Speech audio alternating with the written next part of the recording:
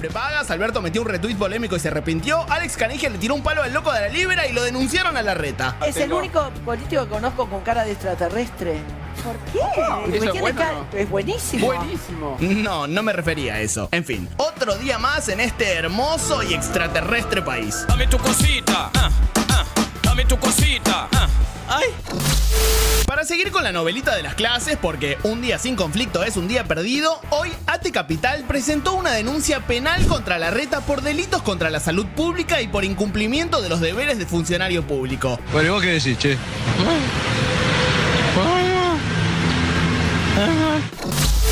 Además, Alberto Fernández le dio retweet a una cuenta que acusaba al jefe de gobierno porteño de delito a la desobediencia. Bueno, no fue lo único que retuiteó Alberto. También replicó esta imagen de él y Putin vacunando a un gorila.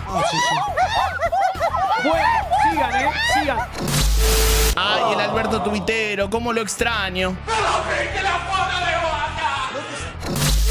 Mientras tanto, la situación del coronavirus en el país es cada vez más preocupante. Y aunque parezca el día de la marmota, hay que volver a decir que los casos siguen siendo muchos. 25.932 nuevos positivos y 291 muertos. Con los números de hoy, Argentina supera los 60.000 fallecidos por esta enfermedad. Juegan con la salud de uno. Ustedes se creen que uno tiene 20 años. Demasiado esfuerzo hago, carajo, mierda. En este contexto, Axel Kicillof se reunió con los representantes de las prepagas y obras sociales e increíblemente todos coincidieron en algo. Está todo repicado. ¡El coco está en la casa! Además, ya están repartiendo las dosis de la Sputnik que llegaron el lunes. Felicitas Becar Varela denunció que la provincia estaba cerrando escuelas, pero después se dio cuenta de que era una noticia de la época de Vidal y la borró. Y Federico Amador contó que ahora se dedica a ser kinesiólogo de tortugas. No, si este país da para todo. Este país se va a la mierda. Con máximos cuidados, arranca Fuego Amigo, porque en las terapias del AMBA no cabe un alfiler.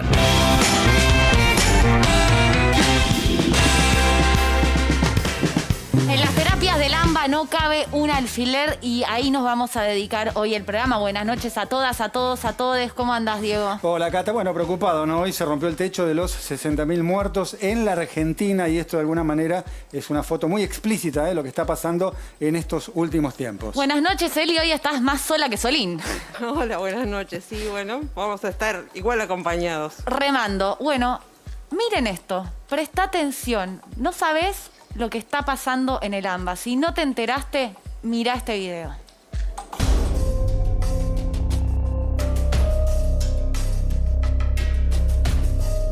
Solamente se va a atender lo que es traumatología y lesiones leves. Todo lo que es respiratorio no se puede recibir porque no hay más lugar. Todo lo que es respiratorio no se puede recibir porque no hay más lugar. Se van a tener que ir a otro lugar. Ahí les aviso para que sepan.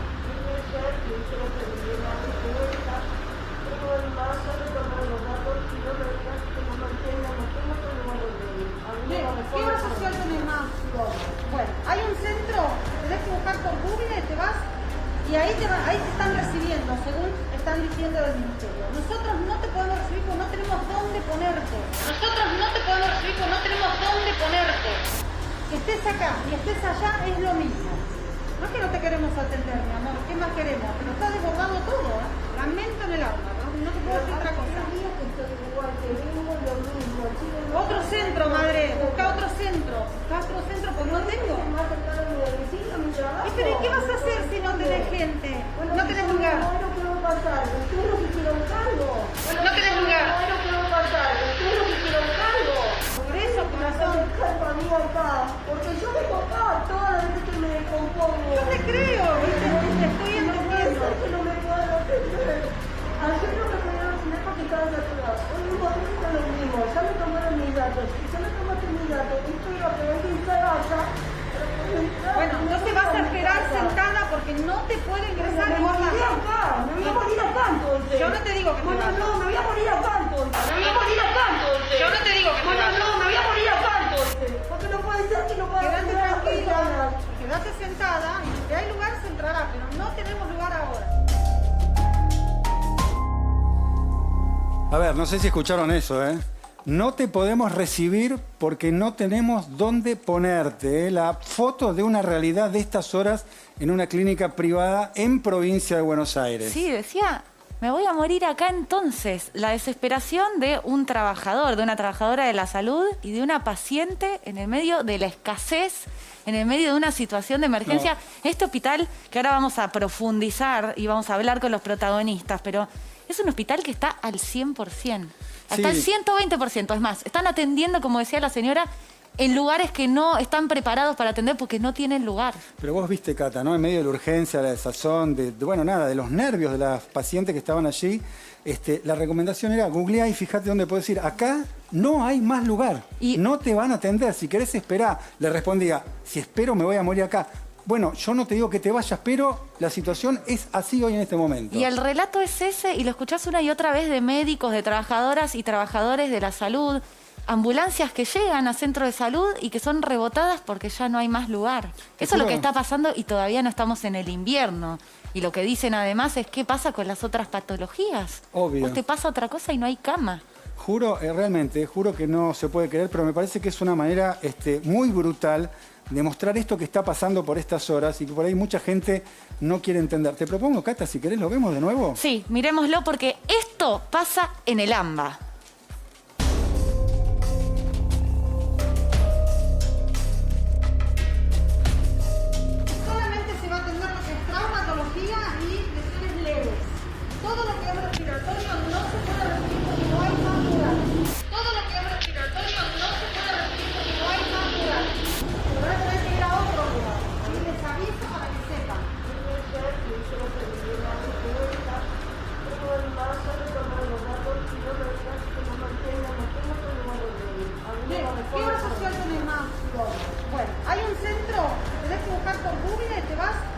Ahí te están recibiendo, según están diciendo del ministerio. Nosotros no te podemos recibir porque no tenemos dónde ponerte. Nosotros no te podemos recibir porque no tenemos dónde ponerte.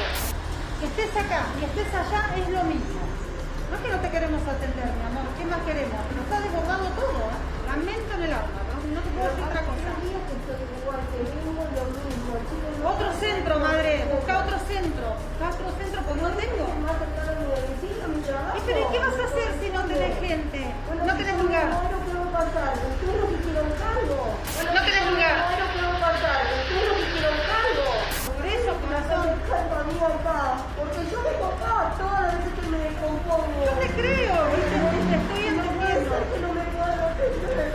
Ayer no me pudieron atender porque estaba saturado. Hoy mismo son los mismos. Ya me tomaron mis datos. Si ya me tomaste mis datos, espero que alguien se vaya. Bueno, entonces vas a esperar sentada porque no te puede ingresar por la acá. Me voy a morir acá entonces. Yo no te digo que te vayas. No, me voy a morir acá entonces. Me voy a morir acá entonces. Yo no te digo que te vayas. No, me voy a morir acá entonces. Porque no puede ser que no pueda. Quédate tranquila, quédate sentada y si hay lugar se entrará, pero no tenemos lugar ahora. Impactante, como dice ahí el graf, muy impactante. Le vamos a preguntar al dueño de la clínica, Carlos Santoro, si efectivamente esta es una realidad cotidiana que se vive allí en Monte Grande. ¿Qué tal? Buenas noches, ¿cómo le va? Hola, ¿cómo estás, Diego y Cata? Buenas noches. Bien, bueno, ¿esto es algo que se ve en continuado en estos últimos días? Mira, ese video fue un video que se viralizó, fue hecho el sábado, donde fue, bueno, un caos prácticamente porque la situación estaba colapsada.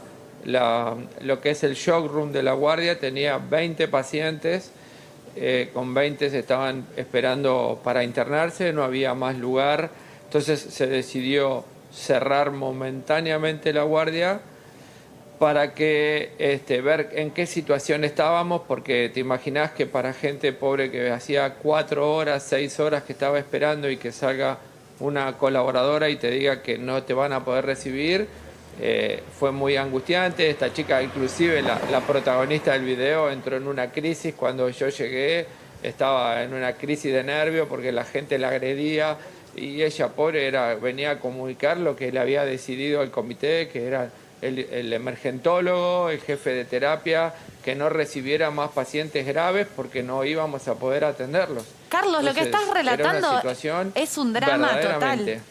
¿Sigue pasando eso? ¿Desde cuándo empezó a pasar que ya tienen que tomar la decisión de cerrar una guardia, de decirle a un paciente con el dolor, me imagino, de la trabajadora de la salud, de no hay lugar donde atenderte. ¿Desde cuándo empezó a pasar eso?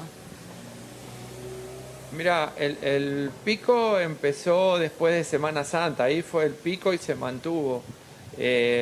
Esta situación se dio el sábado, el domingo, que esto es muy dinámico.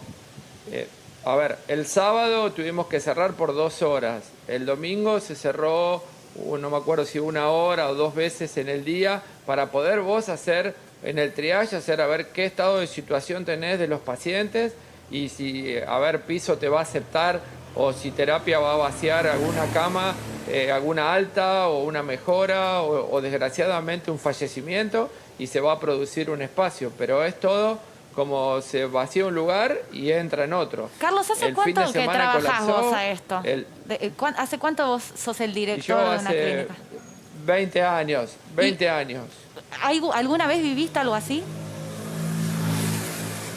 Mira, yo estuve afectado a la guerra de Malvinas y estaba en el buque hospital. Para mí es lo mismo. Estoy repitiendo la misma historia. Es una situación sanitaria de guerra.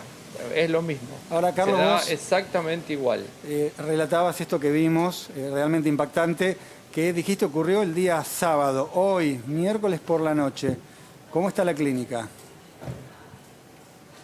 Hoy la clínica lleva terapia al 120%, piso está completo. Lo que se pudo generar durante el día fue aceptar 2 derivaciones de otros centros de menor complejidad para poder recibir esos pacientes, pero es permanente.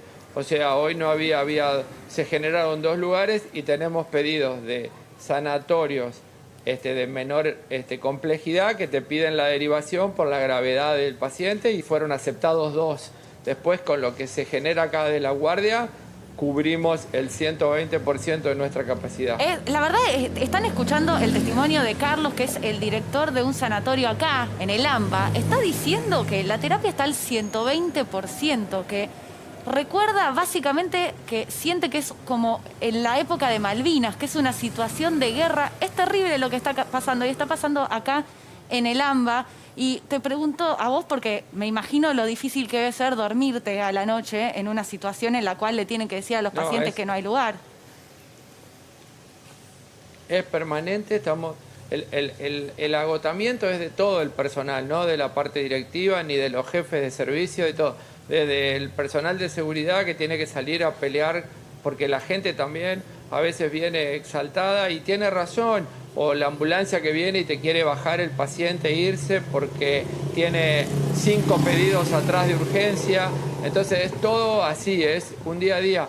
Y cuando llegás, te puedo asegurar, hoy yo vine a las 6:30 de la mañana, son las 11 de la noche y estamos acá, y es 24 horas, 7 días, llegar y no dormir, despertarte a la noche soñando que te están pidiendo camas, inclusive te digo más, no sé, yo hasta mi hija que tuvo COVID, hasta que estaba bien, controlada y no era necesario traerla, y uno agarra y la deja en su casa, porque sabés que venir acá es verdaderamente para los que estén en estado crítico. A ver, y Carlos, nunca me pasó que durante el fin de semana, sí. No, dijiste en un momento y me impactó que hiciste un paralelo con Malvinas, ¿no? Te quiero preguntar si podés hacer, digamos, ese paralelo con hechos concretos, contar por qué ves similitudes entre lo que pasa en la clínica y lo que pasó cuando estabas en Malvinas. Porque yo estaba asignado al buque hospital y verdaderamente vos vivís situaciones que no la habías vivido, de ver, por ejemplo, no sé, el fallecimiento de muchas personas juntas, de sacarlos en bolsa, que era similar a lo que yo hacía en Malvinas, clasificar cuando llegaban los cuerpos. ¿Está pasando eso para ahora? Mí era, hoy llegué... No estábamos, pero hoy, por ejemplo, yo te digo, yo llegué a las 6 de la mañana y había 50 personas en el estacionamiento esperando porque iba a salir el fallecimiento de una persona muy joven y me sorprendió porque era esperar ahí afuera que salga la ambulancia con el cadáver y despedirse ahí. Era algo que nunca imaginé que lo iba a volver a vivir, ¿no? Eli. Sí, dijiste recién que soñabas con que la gente te está pidiendo camas. Es una situación complicada. ¿Hasta cuándo aguanta el hospital atendiendo al 120%? Y la clínica va a aguantar porque el personal y le estamos poniendo hasta lo que no tenemos, le estamos pidiendo, comprando respiradores, haciendo, no sé, todo lo que podemos, y vos ves que el equipo, todos los profesionales, los no profesionales, todos, están todos alineados, ¿no? Es como que estás verdaderamente en una situación, tenés que estar al frente, el comité, estamos al WhatsApp, acá trabajamos muy a la par con lo que es el servicio público. Yo estoy en contacto con los secretarios de salud de 5 partidos, sobre todo los 2 más próximos, Esteban Echeverría y Ezeiza. Estamos en contacto permanente. ¿Cómo estás vos? Si necesitan algo, nos pedimos, nos prestamos. Y bueno, pero el recurso humano es lo que más nos está cansando. O sea, todos estamos extenuados, agotados, muy mal. La verdad, la estamos pasando muy mal. Ahora, Carlos, dentro de ese escenario que vos estás relatando y hablabas del 120% ahí en terapia, ¿cuántas camas son de COVID y cuántas del resto? Y hoy, mirá, eso te lo va a informar después mejor el jefe de terapia que está acá al lado mío que va a hablar, pero generalmente, te digo, hoy estamos con 24 camas, si no me equivoco, está con 22 de COVID y 2 que tuvieron 2 accidentes cerebrovascular que entraron a la tarde y bueno, ocuparon 2 camas, pero hoy estamos casi todo, estamos respetando la normativa que salió de provincia, se reprograma todo y lo que no se puede reprogramar por dada la patología se hace, pero bueno, hoy estamos abocados a esto, no tenés ni tiempo, ni recursos, nada para poder no atender lo que hoy demanda, que es el COVID, ¿no? Para cerrar, ¿le faltan recursos? Porque escuché varios relatos en distintos sanatorios públicos y privados de que faltaban algunos medicamentos, algunos insumos. ¿En su caso le falta en esta clínica algo? No. Insumos y medicamentos no. No, hubo alguna faltante temporaria de algún producto que usan mucho para los pacientes respirados, pero no, hoy hay. Recurso humano está agotado porque la mayoría de los profesionales trabajan acá y en un puesto en el público. Si el del público se te aísla, el profesional se tiene que quedar en el hospital.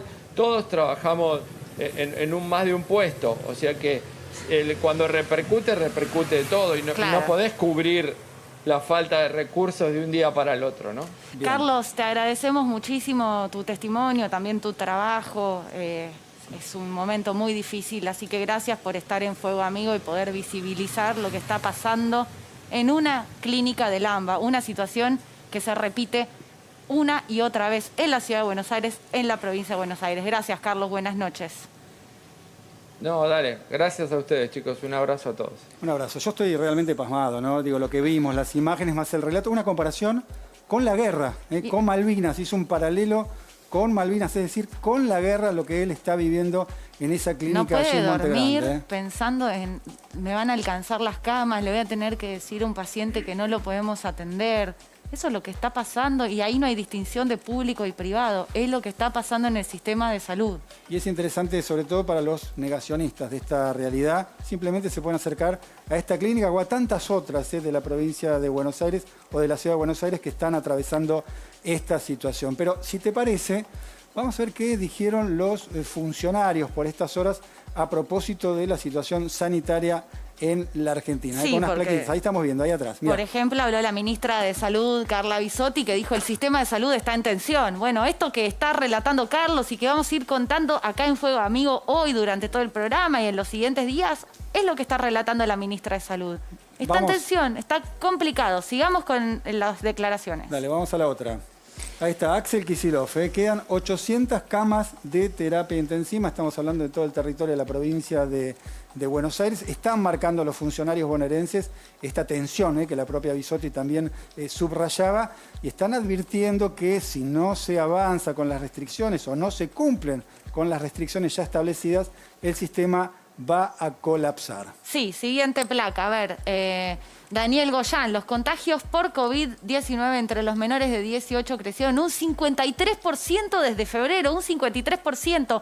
Hoy, de hecho, conocimos la noticia de que en el Hospital Gutiérrez hay niños internados y hay 2 en terapia intensiva, lo confirmó Ángela Gentili, y la verdad es que empieza, digamos, a preocuparnos la incertidumbre de cuánto afecta, además, estas nuevas cepas, esta segunda ola, hasta dónde llega. Bueno, el director del Hospital San Martín ahí en La Plata está advirtiendo una situación de colapso concretamente. Me parece que después llegó la mano de la provincia de Buenos Aires para asistir a esa situación, pero realmente venía complicado. Vamos a la última plaquita, sí, también del ministro de Salud de la provincia, Daniel Goyán, está, ¿eh? Las personas jóvenes suelen permanecer más tiempo en las terapias intensivas. Tremendo, tremendo todo lo que están diciendo. En el próximo bloque vas a seguir escuchando historias en primera persona. No te lo contamos nosotros. Ustedes saquen sus conclusiones. Escuchen a los trabajadores y trabajadoras de la salud. Eli, vendé tu tema que en el próximo bloque lo vamos a desarrollar. Sí, bueno, básicamente este escenario genera dos urgencias muy importantes para el gobierno. Conseguir vacunas ya, para ayer.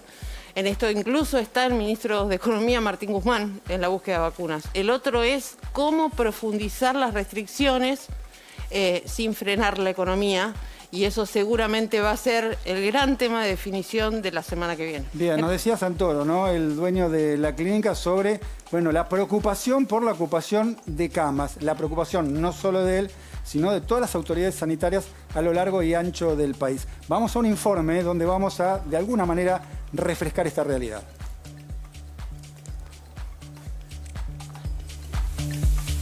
Era un corte.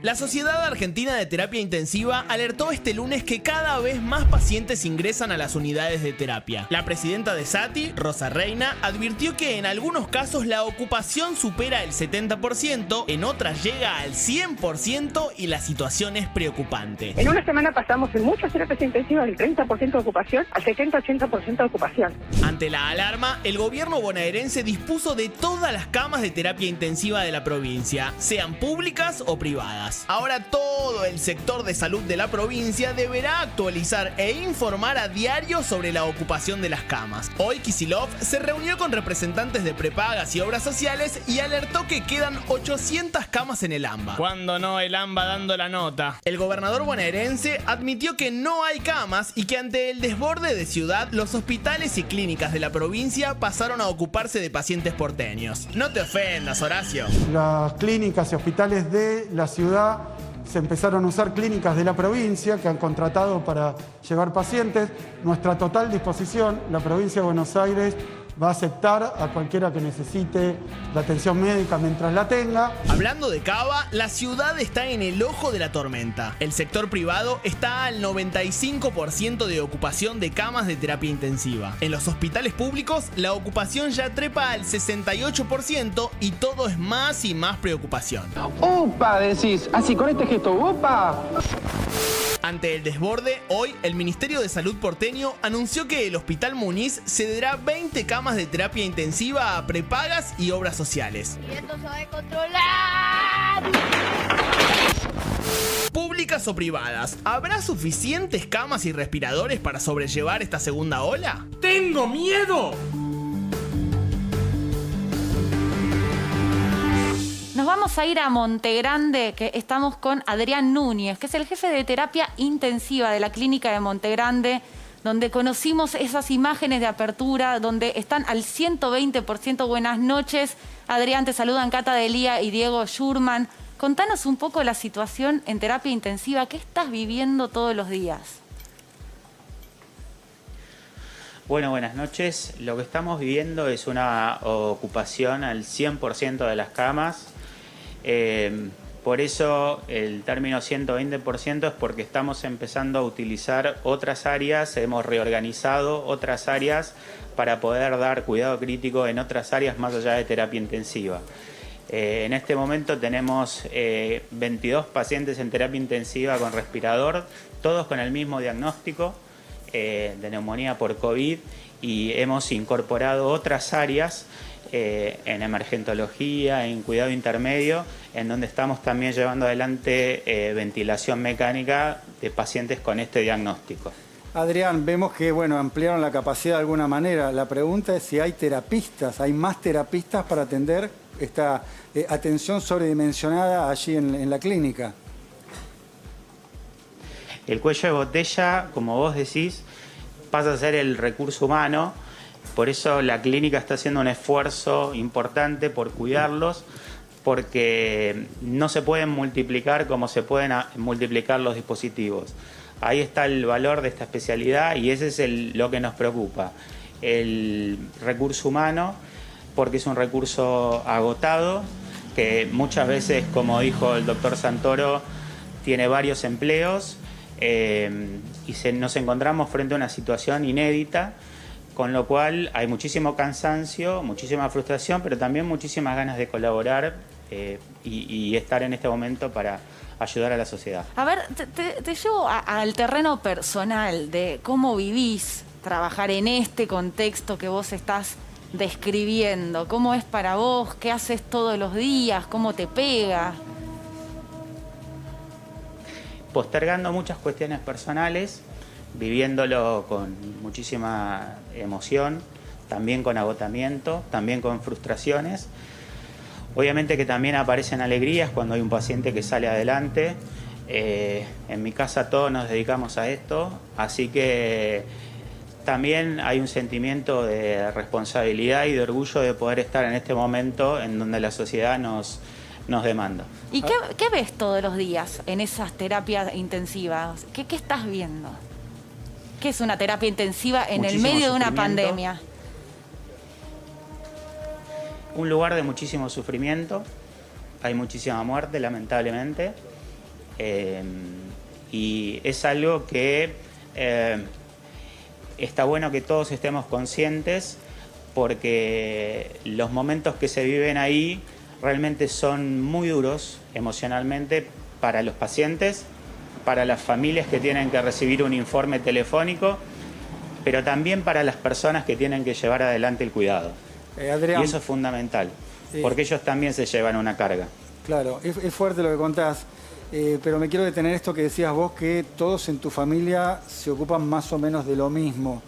¿Cómo se traslada esa situación al regreso a casa? ¿Se habla, no se habla? Se habla, se comparte experiencias y bueno, cuando llegamos bien tarde en la noche, fíjate la hora que es ahora, y ahora vamos a llegar. Bueno, es momento de estar en familia, recargar fuerzas 1 o 2 horas y habitualmente al otro día hay que volver a venir a trabajar. Pero bueno, también lo hacemos con orgullo de lo que estamos haciendo y sabemos el rol que hemos jugado en esta pandemia. Eli. Sí, Adrián, buenas noches, ¿cómo estás? Quería preguntarte, hoy, hace un ratito el director de la clínica hablaba del fallecimiento de una persona joven. ¿Qué características tienen las personas que están internadas hoy en terapia intensiva? Hablábamos con tu compañera que estamos viendo pacientes más jóvenes que lo que veíamos el año pasado, algunos incluso sin comorbilidades, o sea, sin otras condiciones. Efectivamente hay un cambio, por lo menos en lo que nosotros estamos viendo respecto de lo que eran las características de los pacientes del año pasado. Y un aumento de casos que fue realmente muy súbito y que nos colapsó por momentos, incluso a pesar de haber hecho un esfuerzo de reorganización muy importante acá en la clínica. ¿Pero qué son? ¿Personas muy jóvenes? Tenemos de todo, pero tenemos pacientes jóvenes, que no era una característica habitual el año pasado. Ahora, Adrián, vos decías recién que la terapia intensiva es habitualmente un lugar donde se convive con mucho sufrimiento y mucha muerte, y más ahora en este momento tan difícil de la pandemia. ¿Cómo llevas eso? O sea, ¿de dónde sacás las fuerzas? Porque más allá, digamos, de tu vocación, en un momento más difícil de lo habitual para vos, ¿de dónde te agarrás? De tus valores, porque es un momento en el cual uno viene a hacer lo que hace, más allá de un sueldo, de un trabajo. Acá hay un compromiso, en determinado momento la sociedad te necesita y nosotros queremos estar acá. Nosotros acá en la clínica y todos los médicos de terapia intensiva, probablemente sean médicos que no salgan constantemente en la televisión y demás, pero el sentimiento mío es el sentimiento de todos los médicos de terapia intensiva que y comparto las publicaciones y los dichos de la Sociedad Argentina de Terapia Intensiva. Lo que nosotros hacemos acá es lo que miles de colegas están haciendo alrededor de todo el país. ¿Y hay alguna situación, me imagino que muchas, pero alguna que te haya marcado, que te hayas ido a tu casa y no sé, no te haya dejado dormir, que decís esto no me lo olvido nunca más en la vida? Sí, son las situaciones de aislamiento. Nosotros hemos tenido que cambiar determinadas prácticas. Nosotros en esta clínica tenemos una terapia abierta en donde los pacientes constantemente están con sus familiares y los aislamientos epidemiológicos propios de la condición de esta enfermedad nos obligó a cambiar algunas de esas características de estos protocolos de visitas y demás, y eso es algo que obviamente nos quita al familiar de al lado nuestro, que era una característica que nosotros teníamos, y eso es algo muy doloroso porque ves la soledad de los pacientes y también nos impactan nosotros y obviamente en la familia. Adrián, te hago la última. Hay que tener el cuero duro, me imagino, para estar donde estás vos. ¿Cuándo se rompe esa coraza? No se tiene que romper nunca. Carlos decía que él lo vivió esto como una guerra. Los terapistas, si nos rompemos, está nuestro compañero. Y hay que volver a la habitación y volver y atender al próximo paciente. Adrián, te aplaudimos. Pero pagamos un costo alto. Me imagino, por eso te aplaudimos por lo que haces, te agradecemos el tiempo que te tomaste para estar con nosotros, pero sobre todo el trabajo que haces vos y que hacen todos tus compañeros y compañeras. Muchas gracias por estar en Fuego Amigo. Gracias a ustedes. Bien, segunda ola, ¿eh? Se viene la segunda ola. ¿Qué es lo que están haciendo, no? ¿Qué es lo que están haciendo? Sí, bueno, que lo responda Eli, a ver. Bueno, bastante, vamos a levantar un poquito después de esto porque la verdad que es duro, ¿no? Y a veces parece que uno lo que cuenta está tan alejado de la realidad, pero también es parte de la realidad. Hasta que te toca o hasta que escuchás y humanizás que no son números, ¿no? Exacto. Que detrás de todo lo que está pasando hay personas de carne y hueso y son cada vez más y cada vez más están cansadas. Ojalá la política lo vean y lo entiendan, ¿no? Bueno, por lo pronto en el gobierno están viendo, lo decíamos hace un ratito, con mucha preocupación, mucha inquietud el tema del avance de la segunda ola y tienen como dos urgencias de base. Una tiene que ver con seguir garantizando la provisión de vacunas, que es una cuestión bastante compleja. De hecho, hasta directamente Martín Guzmán se puso en la búsqueda de este objetivo. De hecho, viajó de Francia a Moscú cuando culminó su gira. Es un comodín, ¿no? Guzmán negocia la deuda, negocia vacunas. Está full. Pero ahora su prioridad me parece que antes que negociar con el fondo está teniendo que ver claramente con conseguir con las vacunas porque hay un faltante importante y estamos muy lejos, pero muy, muy lejos todavía de llegar a lo que se denomina la inmunidad de rebaño, que es cerca de un 80%. ¿Y cuáles son las gestiones, perdón, que te diga, de Guzmán para conseguir vacunas? Y bueno, digamos, las 800.000 dosis de Sputnik que llegaron ahora no estaban confirmadas la semana pasada y bueno, esto se aceleró y se aceleró también la gestión con el laboratorio Richmond para la fabricación local de la Sputnik, ¿no? Hay que ver también, porque hay mucha expectativa, que se destraben la negociación que están llevando adelante con el gobierno chino para que se destraben 3 millones de dosis de Sinopharm que empezarían a llegar desde la semana que viene y durante las próximas 3 semanas. Importante lo que estás diciendo de las vacunas, Eli. Lo vamos a seguir de cerca, tenés más información, ahora la vas a contar. Pero miremos un poco qué pasa en el mundo. Cuando acá se están peleando que las clases sí, que las clases no, en el medio del peor momento de la pandemia, mirá lo que hicieron en el mundo.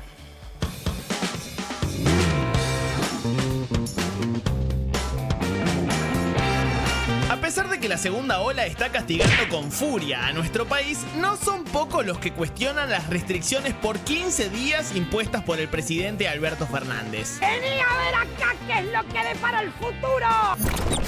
Show mediático de especialistas y bueno, otros no tanto, cacerolas, gente que pide a gritos por su libertad, agite de dictadura, etcétera, etcétera, etcétera. En realidad mi marido me dijo, ponete la camiseta argentina Y yo creí que íbamos a ver a las leonas.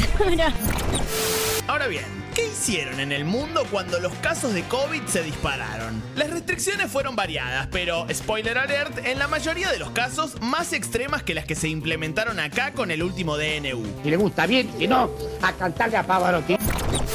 Macron metió un cerrojo extremo en Francia desde el 3 de abril hasta el 2 de mayo. A las 19, todos adentro, teletrabajo obligatorio y ni se te ocurra querer meter una escapadita porque solo te podés mover a 10 kilómetros de tu casa. Y las escuelas también cerradas por 3 semanas. ¿Qué es lo que malditamente está pasando, Aníbal? Quiero que me digas.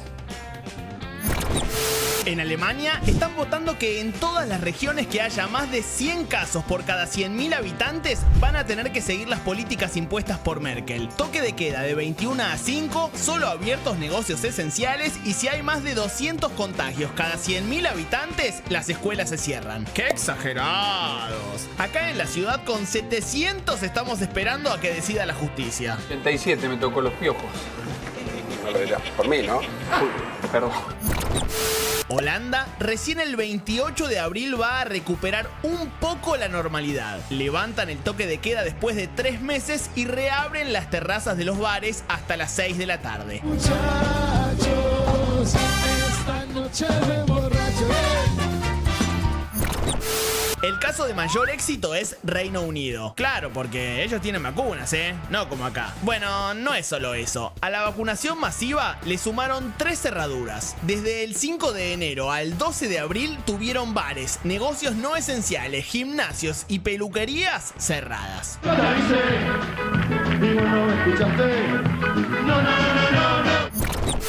Bueno, pero Israel, ahí sí tenés un ejemplo de hacer las cosas bien. Ahí son libres porque tienen un gobierno serio. Del último confinamiento salieron en febrero y fueron 6 semanas. ¿Querés saber qué pasó con las clases en Israel? Cada vez que en este país se abrió las escuelas, aumentó el contagio de forma radical. Lo último en abrirse, después de los negocios, después de los centros comerciales, lo último en abrirse fueron las escuelas.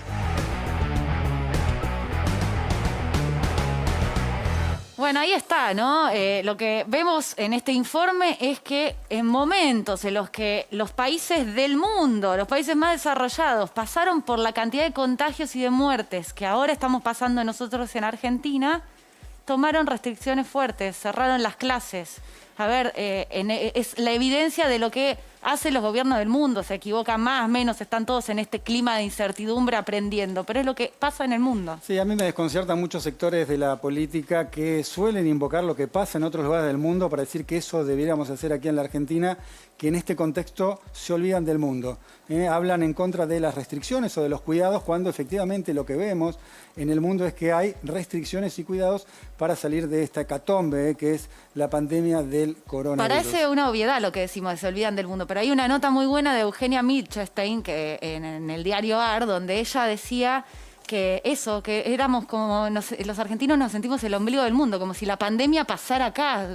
Esos problemas se discuten en todos lados y también tenés gente que en todos lados está enojada con los gobiernos de turno por la gestión de pandemia. Es algo que pasa. Sí, lo que deberíamos imitar del mundo también es, bueno, no solo la gestualidad hacia los médicos y sobre todo a los intensivistas, sino también el cuidado de ellos, ¿no? Acá hay aplausos, hubo bonos, me da la sensación que nada de eso alcanza, pero se lo podemos preguntar a nuestro próximo invitado, que es David Barbieri, que es médico intensivista y que le agradecemos que esté aquí con nosotros en Fuego Amigo. Bueno. Hola, buenas noches, muchas gracias por la invitación y saludo a toda su audiencia. Bueno, yo no sé si los intensivistas miran el mundo para saber de qué manera enfrentar esta realidad allí en la terapia intensiva. ¿Hay algún modelo, alguna referencia? Lamentablemente, digamos, nosotros lo que sí vemos son las actualizaciones, los papers, los diferentes tratamientos, pero la realidad de los terapistas y todo lo que es el personal de salud en general en el mundo es exactamente la misma. Ha habido la misma sobrecarga de trabajo, yo lo veía la nota que decían con los 2 colegas de la clínica Montegrande y no sé si ustedes se dieron cuenta que estaban, yo te diría que al borde de las lágrimas los dos. En varios momentos el director de la clínica, yo te digo que si apretaban un poquito se quebraba y lloraba. Y eso te marca las pautas de cómo están desde su interior sensibilizados todos. Hemos tenido suicidios en otros países directamente ante esto y en países del primer mundo. ¿Y a vos qué te pasa? Nosotros tenemos una mezcla de sensaciones donde está el cansancio, el agobio. Sentimos el mismo miedo que sienten todos ante la pandemia, pero estamos muy frustrados e indignados. Pero a ver, paremos un segundo, digamos. ¿Cómo es tu día de trabajo? ¿Vos dónde trabajás? Yo te voy a decir el día de cualquier trabajador, que te lo remarcó recién el colega jefe de terapia intensiva. Van, se levantan, saludan a su familia, salen a su trabajo. Muchas veces hay gente que tiene que hacer un viaje, tren, colectivo, no tienen vehículo propio. Tratan de ir de ropa de civil, como quien dice, para cambiarse en el hospital y volverse a cambiar, y descambiar y volver, por dos razones. Por el punto de vista epidemiológico, porque muchas veces vestidos de médicos te miran un poquito raro, como que lo fueras a contagiar vos. ¿Eso pasa? ¿Todavía pasa eso? ¿Que discriminan a los médicos? Pasa y pasa muy seguido. A ver, pero David, contame un poquito de qué manera sucede. Tratá de describir, además la sensación que vos tenés, ¿no? Ante esa realidad, pero ¿cómo pasa eso? Pasa básicamente que empiezan a ver miradas, se corren, te tratan de esquivar. Esas son las sensaciones con las que se cruzan la gran mayoría de los trabajadores de salud. Y encima se encuentran con que en lugar de en el medio de transporte que están viajando estar personal de salud y esenciales, encuentran abarrotados de un montón de gente que ellos saben que no son esenciales. Sabemos que no son esenciales, desde vendedores ambulantes, todo, una cosa así, abarrotada, todo así, y llegás a tu lugar de trabajo que vos ves abarrotado ahora de pacientes, tratando de hacer la cola, de tener una atención. Terminás ingresando, yendo hacia la terapia intensiva que la tenés llena de pacientes nuevamente. Y con la descripción que te hizo muy bien el doctor Muñiz, están todos los pacientes aislados, sin contacto de familia. Y no sé si prestaron atención ustedes a las imágenes que justo tienen en paralelo ahora. Fíjate cómo están vestidos todo el personal de salud, totalmente enfundado. Y yo te quisiera invitar que trates de pensar qué temperatura corporal tienen todo ese personal de salud que está ahí todo enfundado. Entonces, si vos tenés a la gente que vos le haces una entrevista en las manifestaciones que ha habido, diciendo que no quieren usar el tapabocas porque se sienten ahogados y agobiados, imagínate cómo nos sentimos nosotros teniendo que estar enfundados así todo el tiempo durante 24 horas de guardia.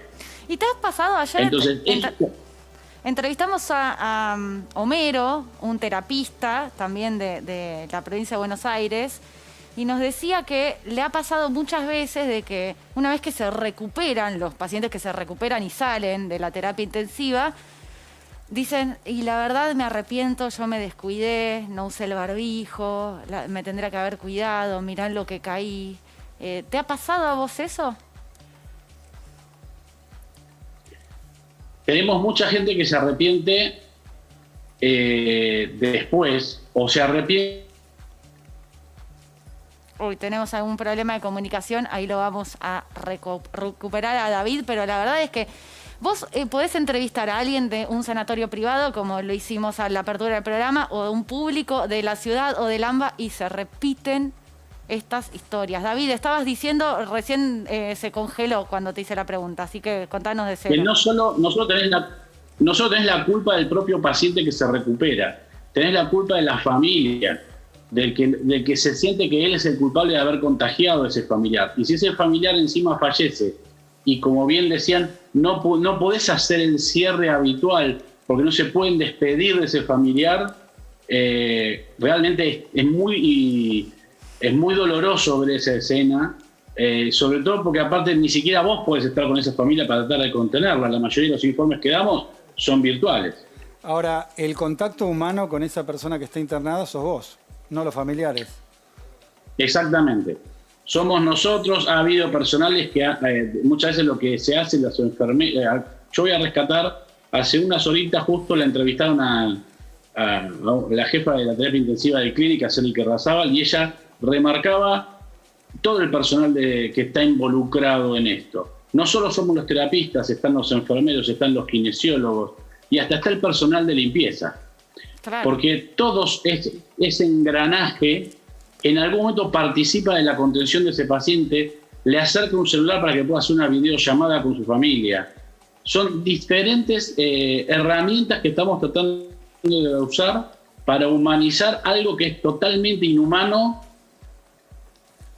David, bueno, como es esta pandemia. David, hace un puntito ahí, porque quiero resaltar algo que vos dijiste, ¿no? De alguna manera sos la persona que contiene al paciente, a la familia. ¿Quién te contiene a vos? A nosotros nos contienen básicamente nuestros compañeros y nuestras familias. Ellos son los que se manchan con nuestro barro. Como siempre nosotros decimos, nosotros nos cambiamos nuevamente, nos vestimos de civil, llegamos a casa, nos bañamos, tratamos de no contagiar, de no traer ningún germen para contagiar, pero traemos todas esas manchitas que fuimos acumulando en el día, las traemos encima impregnadas y la terminamos volcando en casa con la... Bueno, ahí lo volvimos a perder a David, ahora lo vamos a recuperar, pero escuchá de verdad, o sea, ya cuántas veces escuchamos que se contienen entre compañeros, Diego... Es difícil, sí, ¿no? Pensaba, como desde ¿no? lo humano, o sea, estamos contándoles las personas que están detrás, que están sosteniendo esta situación crítica y que no los escuchás como el año pasado, los escuchás muchísimo más cansados. No. Bueno, están ahí en la línea de fuego con el acumulado del cansancio y el estrés del año pasado, con una situación distinta. Yo le quiero preguntar porque el año pasado se fue acondicionando, ¿no?, la terapia para poder recibir, digamos, lo que era esta primera ola. Ahora hay una segunda y lo que entiendo es que los intensivistas no alcanzan. Yo no sé, David, si estás trabajando mano a mano con otros médicos que no son intensivistas que le están dando una mano porque están desbordados. Bien, básicamente una de las cosas más importantes que tienen que entender en general todo el mundo es que un respirador no lo puede manejar cualquier persona. Es como pretender que un micro de larga distancia lo pueda manejar alguien que sacó el registro para manejar un auto y nada más. Y más en un paciente con este tipo de patologías. Manejar a estos pacientes que muchas veces uno tiene que girarlos, hacer lo que se llama el prono, necesitas al menos 5 personas que sean capacitadas para girarlos y que el tubo orotraqueal, manejar el respirador. Esto es lo que te determina a vos que no puedes poner un dermatólogo, sin desmerecer el dermatólogo, porque estudió para eso, a manejar una cama de terapia intensiva. No, claro, además me imagino... Y ahí es donde viene la preocupación.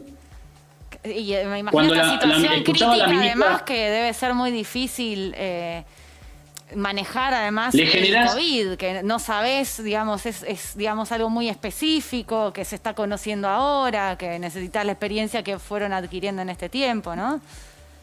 No solo por eso, vos fíjate que para nosotros que estamos relatando que todos los intensivistas estamos tensionados y angustiados por esta situación y sabemos que hacer nuestro trabajo, imagínate otro especialista que no se dedica a esto, que tenga que ponerse a afrontar esa situación. La angustia que debe tener esa persona tratando de afrontar algo para lo que no está capacitado. No, es crítico. Sí, quería preguntarte, ¿cómo se le dice a una persona, por ejemplo, partiendo de la situación que veíamos en el sanatorio colapsado, que no hay lugar, no hay espacio para darle atención ahí e internarlo en terapia intensiva? ¿Cómo le transmitís eso? Digo, ¿de dónde sale fuerza para decir una cosa así? Mira, básicamente no te sale ninguna fuerza. Vos viste la imagen del pobre personal del sanatorio que si lo dejabas un poquito se ponía a llorar con la anciana ahí porque la impotencia que tenía de decirle no te puedo atender. Si hay algo para lo que estudiamos nosotros es para atender a la gente. Nosotros nos ponemos a estudiar medicina no para ser ricos, sino para tratar de ayudar. Entonces, la impotencia que te genera no poder ayudar, no te puedo explicar lo que significa para nosotros. ¿Duermen? Cuando yo un rato antes de la entrevista con ustedes, justo tenía un llamado telefónico de una persona que me preguntaba qué hacer, qué le había pasado en un hospital del segundo cordón, sería, llevó a su mamá de 88 años con una patología respiratoria, la revisaron, tenía una neumonía por COVID, estaba en la guardia de ese hospital y le dijeron, mire señora, es la que mejor está, lamentablemente lleve a su mamá porque tengo ese señor que está ahí, que lo tenemos que internar porque si no se nos muere en el pasillo. Pero ¿y a dónde lleva? Si hay alguien del otro lado escuchando que tiene un familiar y no tiene los recursos económicos, no sé, para aguantar con un tubo de oxígeno en tu casa, ¿cómo haces? ¿A dónde vas? Bueno, ahí está el tema. Por eso es que estamos haciendo nosotros tanto hincapié de, por favor, a tomar medidas y que la gente tome conciencia. Nosotros, ahí el doctor colega decía que estaba la terapia al 120%. Vos vas a escuchar que te dicen cantidad de camas con respiración. Y ahí se nos cortó otra vez, ¿no? Bueno, David, si nos estás escuchando, te despedimos, te agradecemos, te abrazamos por lo que estás haciendo vos y todos tus compañeros y compañeras. Nosotros nos vamos un corte y ya venimos.